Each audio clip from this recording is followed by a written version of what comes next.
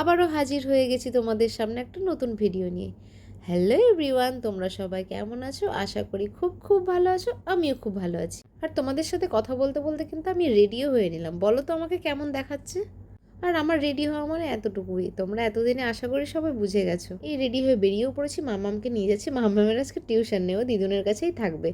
আর আমি পার্লারে চলে এসেছি। এসে দেখছি যে একজন ক্লায়েন্ট ছিল, দিদি তাকে সার্ভিস দিচ্ছিল, আর মডেলও চলে এসেছিলো বলে অনু হেয়ার ক্রিমটা স্টার্ট করে দিয়েছে। আর এইদিকে দেখো আমি আবারও লিপস্টিক পরে নিচ্ছি বাড়ি থেকে, যদিও আমি পরে এসেছিলাম, বাট আমার ওই কালারটা পছন্দ হয়নি বলে এখানে ওর ওপরই আর একটা কালার আমি অ্যাপ্লাই করে নিলাম।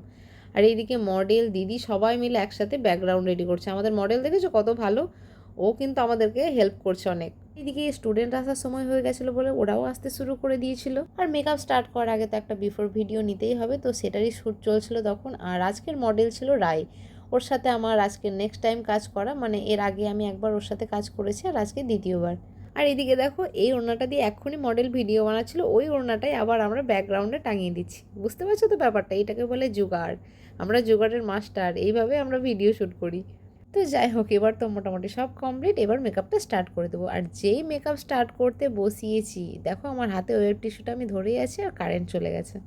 কি হবে এবার? আমার সাথে কেন এরকম হয়? আমি তো কাঁদতেই লেগেছিলাম যে এবার কতক্ষণ না জানি কারেন্ট আসবে না।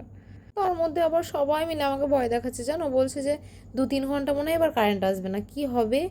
আর আমি তো টেনশন করেই যাচ্ছি। তো যাই হোক, এই দেখো কারেন্ট চলে এসেছিলো। খুব জোর কারেন্ট 10 মিনিট অফ ছিল, এর মধ্যে আমরা কত রকমের টেনশন করে নিয়েছি যে কি বলবো। তো যাই হোক, ফাইনালি এবার আমি ক্লাসটা স্টার্ট করলাম।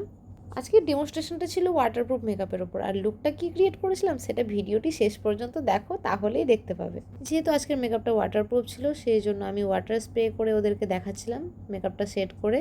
তো ওরা খুব মন দিয়ে ক্লাস করছিল, মানে খুব ইন্টারেস্টিং ব্যাপার, ওদের এক্সপ্রেশন দেখে এরকম ধরনের মনে হচ্ছিল।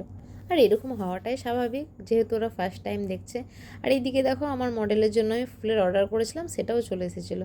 দিদি প্যাকেট থেকে ফুলটা বের করে দেখে ফুলের সাইজগুলো এত ছোট ছোট, আমার তো দেখেই মনটা খারাপ হয়ে গেল। তো যাই হোক, এই সিজনে আর কোনো ফুল পাওয়া যায় না সেরকমভাবে, এইরকম সাইজেরই ফুল, কিছুই করার নেই, ওটা দিয়েই কাজ চালাবো। তো দেখো আমার মেকআপ মোটামুটি কমপ্লিট, ল্যাসেসটা লাগালে আমার মেকআপ একদম ডান। তো মেকআপটা কমপ্লিট হওয়ার পর সবাইকে একটু ব্রেক টাইম দিয়ে দিলাম, যেহেতু দুপুর হয়ে গেছিলো, সবারই একটু না একটু খিদে পেয়ে গেছিলো। আর মডেল এসেছিলো যেহেতু রানাঘাট থেকে, ওর তো খিদে পাবে, ও সকাল 7টায় ট্রেন ধরেছিল। রানাঘাট থেকে লালগোলার ডিস্টেন্স কিন্তু বেশ অনেকটা। তো যাই হোক, ব্রেক টাইম শেষ করার পর আমরা শুরু করে দিলাম হেয়ার স্টাইলটা করেছিলাম আমি কিছুটা কার্লের ওপর, মানে মেসি বান টাইপের করেছিলাম। দিয়ে দেখো আমরা হেয়ার স্টাইল কমপ্লিট করে না সবাই বসে বসে ওয়েট করেছিলাম। কিসের ওয়েট করেছিলাম জানো? মডেলের ড্রেসের। আমার মডেলের ড্রেসই অ্যাকচুয়ালি আমার কাছে ছিল না, যে আমার ফটোগ্রাফার সেই ড্রেসটা নিয়ে আসছিল। ওই জন্য আমরা হেয়ার স্টাইল মেকআপ সব কমপ্লিট করে দিয়ে ড্রেস আর জুয়েলারির জন্য ওয়েট করছিলাম। আর এইদিকে অনু হেয়ারের ফ্লাওয়ারগুলোও কেটে দিল, ওইগুলোও আমি লাগিয়ে নিলাম। তারপর ওই করতে করতে ড্রেসটা এসে গেছে। আর যেই ড্রেস আর জুয়েলারি এসেছে, আমরা কিন্তু সবাই মিলে মডেলের ওপর একদম ঝাঁপিয়ে পড়েছি। আর ঝাঁপিয়ে না পড়লে তো তাড়াতাড়ি কাজটাও হবে না, তাই না?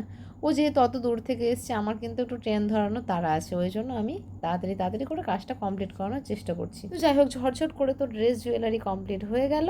আর এইদিকে সামনের হেয়ার একটুখানি বাকি রেখেছিলাম, ওটা একদম লাস্ট ফিনিশিংয়ে করবো বলে। তো এই হয়ে গেছে ওর সব কমপ্লিট। এইবার তো ভিডিও শ্যুটের পালা। আগে যত বিফোর ভিডিও কি টিউটোরিয়াল ভিডিও যা করেছিলাম, এবার সব কিছুর ফাইনাল লুক নিতে হবে। আর এই ভিডিও শ্যুটগুলো করতে কিন্তু স্টুডেন্টরাও আমাদেরকে খুব হেল্প করেছিল। ভিডিওগুলো যখন নেওয়া সব কমপ্লিট হয়ে গেল, তারপরে কিন্তু আমরা সবাই মিলে মডেলের সাথে গ্রুপ ফটো নিয়ে আজকের ক্লাসটাকে শেষ করলাম। দিয়ে তো স্টুডেন্টরা যে যার বাড়ি চলে গেল, আর আমরা চললাম ফটোশ্যুট করতে।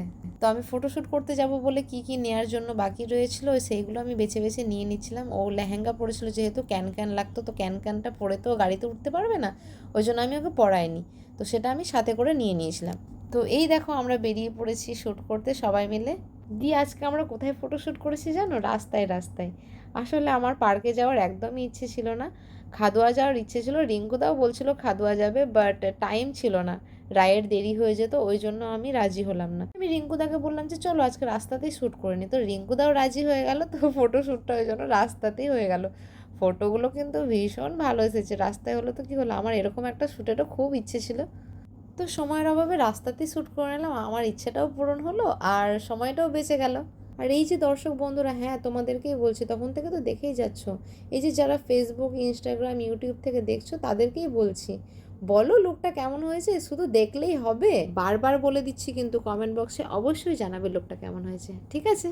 তো যাই হোক, আজকের ফটোশ্যুট আমাদের এখানে শেষ। আর রায়ের ট্রেন ধরার আর 15 মিনিট বাকি ছিল। ওই 15 মিনিটের মধ্যেই কিন্তু ও সব কিছু চেঞ্জ করে ও ট্রেন ধরেছে। আমরাও কিছুটা হেল্প করেছি। আর এইদিকে দেখো, ও বেরোনোর সময় সব কিছু ব্যাগে ভরেছে কিনা, কী কী ভরেছে না ভরেছে ও কিন্তু একটা একটা করে মনে করে নিচ্ছিল। আর যাওয়ার সময় বলছিল ভিডিওতে যে ইলাদি প্রত্যেকবারই চেষ্টা করে আমাকে হাজারদুয়ারি ধরানোর, কিন্তু কোনো না কোনো কারণের জন্য ধরাতে পারে না। তো নেক্সট টাইম যখন আসবো আমি একদম হাজারদুয়ারি ধরবোই ধরবো। আদৌ আমি জানি না যে নেক্সট বারও আমি ওকে হাজারদুয়ারি ধরাতে পারবো কিনা। তো যাই হোক, আজকের ভিডিও আমি এখানেই শেষ করছি। দেখা হবে আবার কোনো নেক্সট ভিডিওতে।